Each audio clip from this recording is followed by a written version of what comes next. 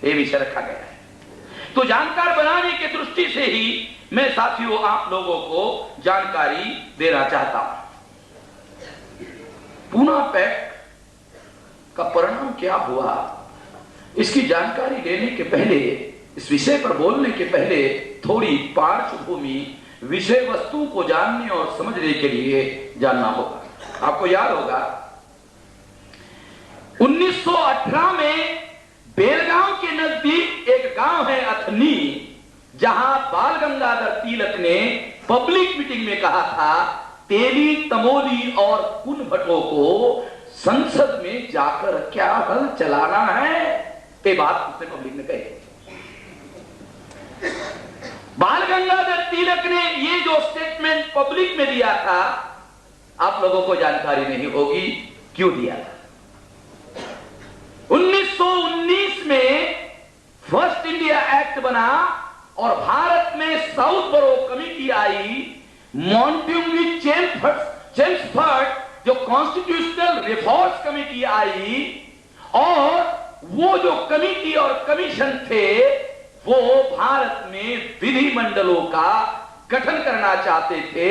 विधिमंडलों के गठन का मतलब है विधान बनाने वाली सभाएं, लेजिस्लेटिव असेंबलीज।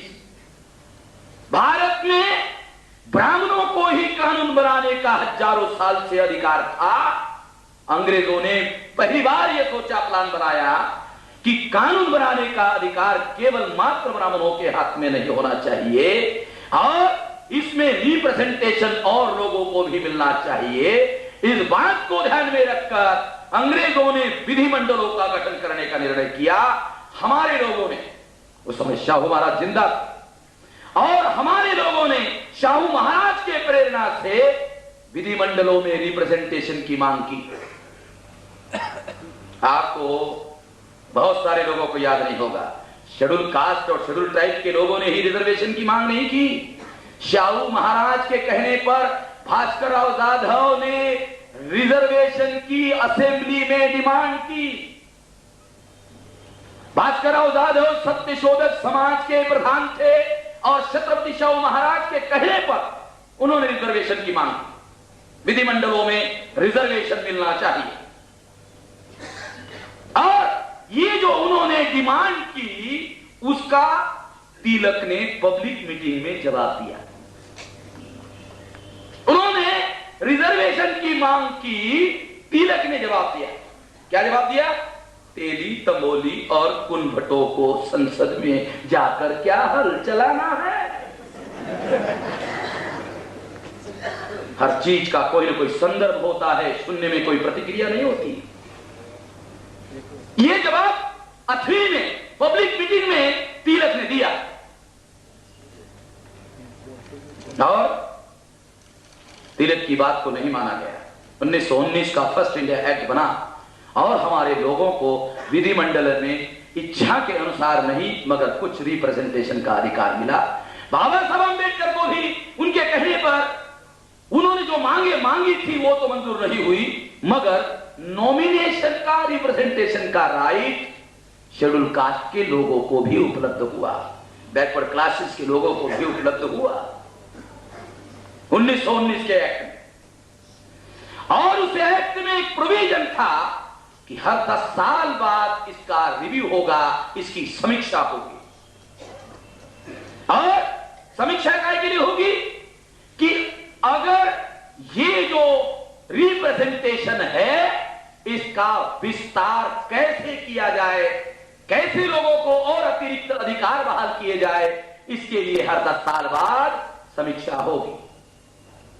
और इस समीक्षा को करने के लिए अंग्रेजों ने साइमन कमीशन भारत में 1928 को भेजा, और इसी वजह से बाबा साहब अम्बेडकर ने साइमन कमीशन का स्वागत किया। शाहू महाराज 1920 में उनका मृत्यु हो गया, वो नहीं, मगर बैकवर्ड क्लासेस के लोगों ने भी बाबा साहब अम्बेडकर के साथ साथ साइमन कमीशन का स्वागत किया। लखनऊ में advocate S D Singh Chaurasia Shivdayal Singh Chaurasia backward classes के एडवोकेट, अभी 2 साल हो गया उनका मृत्यु हो गया। उन्होंने साइमन का स्वागत किया, बाबा साहब अम्बेडकर ने साइमन का स्वागत किया। तो गांधी और उनके कहने पर, क्योंकि तब तक गांधी जी कांग्रेस के नेता बन चुके थे, तिलक का भी मृत्यु हो गया था। गांधी जी ने कोई खास परिवर्तन नहीं किया, नीतियों में कोई परिवर्तन नहीं किया, और साइमन कमीशन का गांधी जी ने विरोध किया इस आशंका के साथ कि कहीं 1919 के एक्ट के अनुसार इन लोगों को रिप्रेजेंटेशन का विस्तार, एक्सटेंशन कहीं अंग्रेज लोग ना कर सके। यह आशंका थी गांधी जी के मन में, कहीं इनको रिप्रेजेंटेशन ना बढ़ा दिया जाए। मगर गांधी जी खुलकर इसका विरोध नहीं करना चाहते थे, इसलिए गांधी जी ने कारण बताया कि साइमन कमीशन पर भारतीय प्रतिनिधि नहीं लिया गया, इस वजह से मैं विरोध कर रहा हूं। ये हाथी के दिखाने के दांत थे, खाने के कुछ और होते हैं। ये बाद में सिद्ध हुआ। साइमन कमीशन का बाबा साहब अम्बेडकर ने स्वागत किया, तो गांधी जी के कहने पर जो अखबार था, उन्होंने अखबारों ने, प्रचार माध्यमों ने डॉक्टर बाबा साहब अम्बेडकर को देशद्रोही घोषित कर दिया। बाबा साहब अम्बेडकर ने उसका जवाब दिया कि मुझे तुम्हारे देशभक्तों की और देशद्रोही की सर्टिफिकेट की जरूरत नहीं। मैं कौन हूं और क्या हूं मैं भली भांति जानता हूं, मुझे तुम्हारे सर्टिफिकेट की जरूरत नहीं। साइमन कमीशन का रिपोर्ट जब पब्लिश हुआ और जब उन्होंने पढ़ा, साइमन कमीशन में सेपरेट मतपत्र जो बाबा साहब अम्बेडकर ने जोड़ा, जब उन्होंने पढ़ा तो दोबारा अखबारों ने लिखा कि डॉक्टर अम्बेडकर बहुत बड़े देशभक्त है। ये भी कहा। तो बाबा साहब अम्बेडकर ने कहा मुझे तुम्हारे देशभक्ति का सर्टिफिकेट भी नहीं चाहिए, मेरे पास बहुत सारे सर्टिफिकेट है। ये जो विवाद हुआ, इस विवाद की वजह से साइमन पर फैसला लेने के लिए अंग्रेजों ने कांग्रेस को आश्वासन दिया। कितना विरोध किया। लाला लजपत राय जैसा आदमी साइमन कमीशन के विरोध में मारा गया। कल्पना करो कितना उग्र विरोध था हमारे लोगों को रिप्रेजेंटेशन देने के लिए। इसलिए अंग्रेजों ने कांग्रेस को आश्वासन दिया। क्या आश्वासन दिया?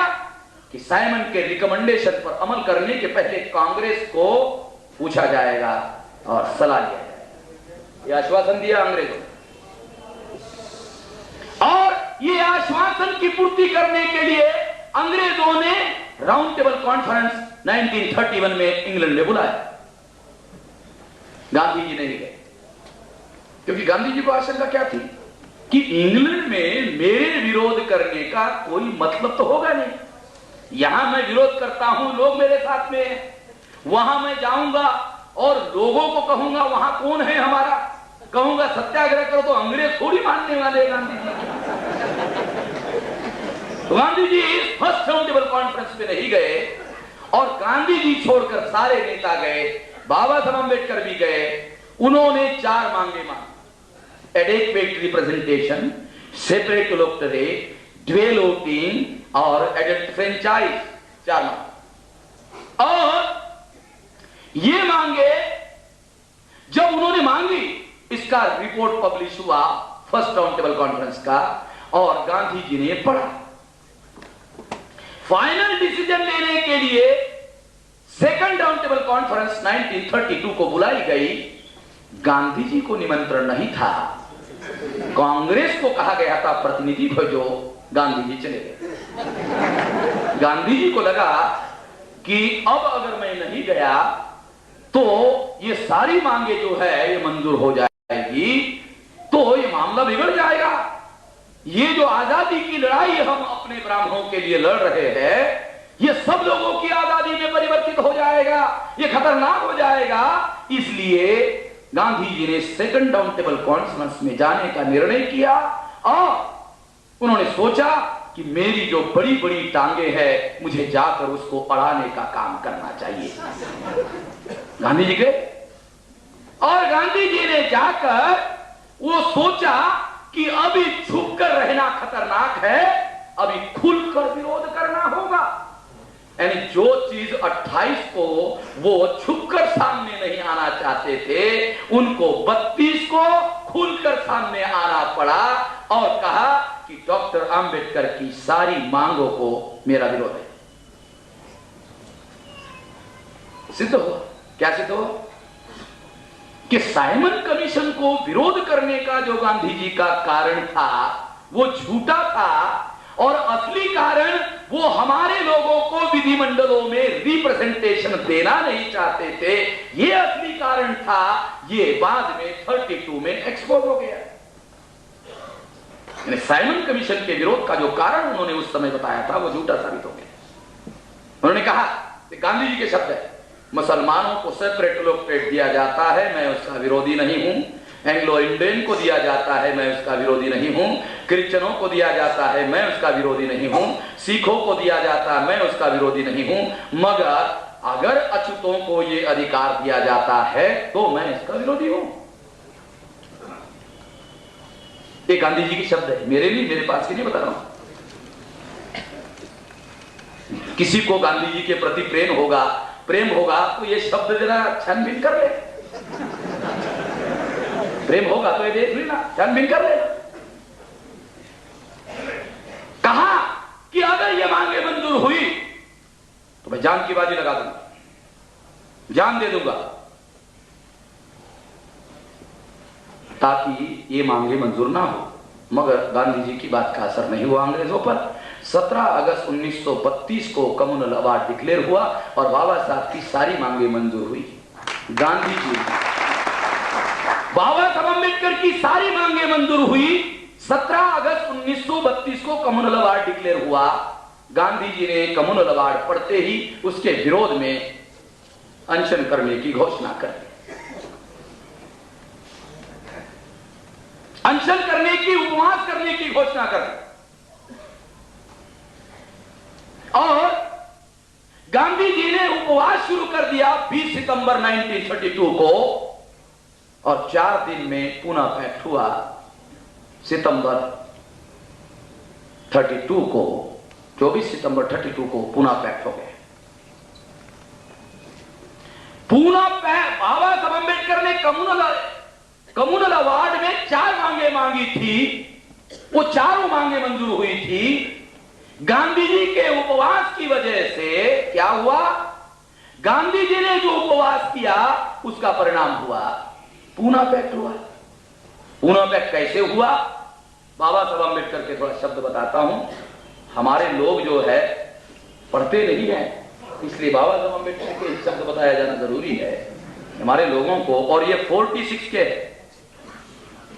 उसके बाद में जो उन्होंने उसका अध्ययन किया उसके आधार पर टाइटल है disadvantage of the Poona pact. यानी पूना पैक्ट के क्या हमारे ऊपर गंभीर परिणाम हुए। तो ये पूना पैक्ट कैसे हुआ, उनके शब्द है। उन्होंने लिखा, the Poona pact is thus fraught with mischief. एक धोखेबाजी थी। It was accepted because of the coercive force of Mr. Gandhi and because of the assurance given by the time at the time that the caste Hindu will not interfere in the election of the scheduled caste। तो यहां आपको शब्द जो है पूरा pact क्यों हुआ? Due to coercive fast. ये है, यानी पूना पैक्ट बाबा साहब अम्बेडकर ने इस पर साइन किया। क्यों किया?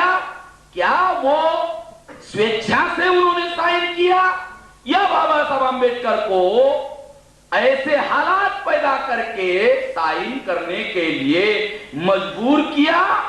अगर हालात और परिस्थिति का अध्ययन करो, जैसा प्रोफेसर साहब ने कहा, शिंदे जी ने, कि अगर बाबा साहब अम्बेडकर साइन नहीं करते तो संभवतः वो मारे जाते और उनके लोग भी मारे जाते। समझते हो इसका मतलब कितना भयानक? बाबा साहब अम्बेडकर के ऊपर यह दबाव डाला गया था कि अगर तुम साइन नहीं करते हो तो तुम मारे जाओगे। इस हालात में बाबा साहब अम्बेडकर ने उस पर साइन किया। और जब ये इस हालात में बाबा साहब अम्बेडकर ने साइन किया तो स्पष्ट है कि ये जो समझौता था ये वन वे था, और इसमें हमारे लोगों की कोई भी बात जो जायज थी सारी की सारी बातों को उल्टा दिया गया। पूना पैक्ट में क्या हुआ, जो 4 मांगे मंजूर हुई थी उसमें से 2 मांगे सबसे ज्यादा फंडामेंटल थी, बाकी सेकेंडरी मांगे थी। एक एडेक्वेट रिप्रेजेंटेशन सेकेंडरी मांग थी, 2 एडल्ट फ्रेंचाइज सेकेंडरी मांग थी। 2 बातें बहुत महत्वपूर्ण थी, 2 मांगे, एक सेपरेट इलेक्टोरेट और ट्वेल वोटिंग। ये 2 मांगे गांधी जी ने खत्म कर दी। सेपरेट इलेक्टोरेट खत्म कर दिया, 2 बार वोट देने का अधिकार समाप्त कर दिया। गांधी जी की वजह से, उनके कोई सिफारिश की वजह से और बाबा साहब अम्बेडकर को खून की धमकी और उनके लोगों के गांव-गांव में घर जलाने की धमकी की वजह से बाबा साहब अम्बेडकर ने पूना पैक्ट पर साइन किया, जिससे ये 2 मांगे ड्यूअल वोटिंग और सेपरेट इलेक्टोरेट समाप्त हो गए। और उसकी जगह क्या मिला? जॉइंट इलेक्टोरेट, संयुक्त मतदार संघ, जॉइंट इलेक्टोरेट मिला।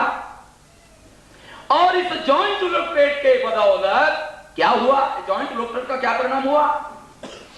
आज ये जो जॉइंट इलेक्टोरेट आया है, पूना पैक्ट में जॉइंट इलेक्टोरेट है, पूना पैक्ट की वजह से जॉइंट इलेक्टोरेट आया। इस जॉइंट इलेक्टोरेट का आज इंडिया में जॉइंट इलेक्टोरेट के आधार पर चुनाव होता है।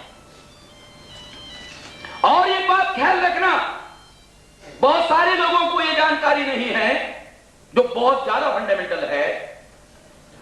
वो क्या है? बाबा साहब अम्बेडकर ने जॉइंट इलेक्टोरेट मांगा, मगर एक बात उन्होंने गांधी जी से मनवाने में कामयाबी हासिल की। वो 50% फायदे की बात थी। वो कौन सी? कि जॉइंट इलेक्टोरेट में चुनाव होगा, मगर चुनाव एक बार नहीं 2 बार होगा। कि अनुसूचित जाति के कैंडिडेट कौन होंगे ये कांग्रेस हाईकमांड डिसाइड नहीं करेगी। ये मैं बता रहा हूं, मैं विश्लेषण समझा रहा हूं।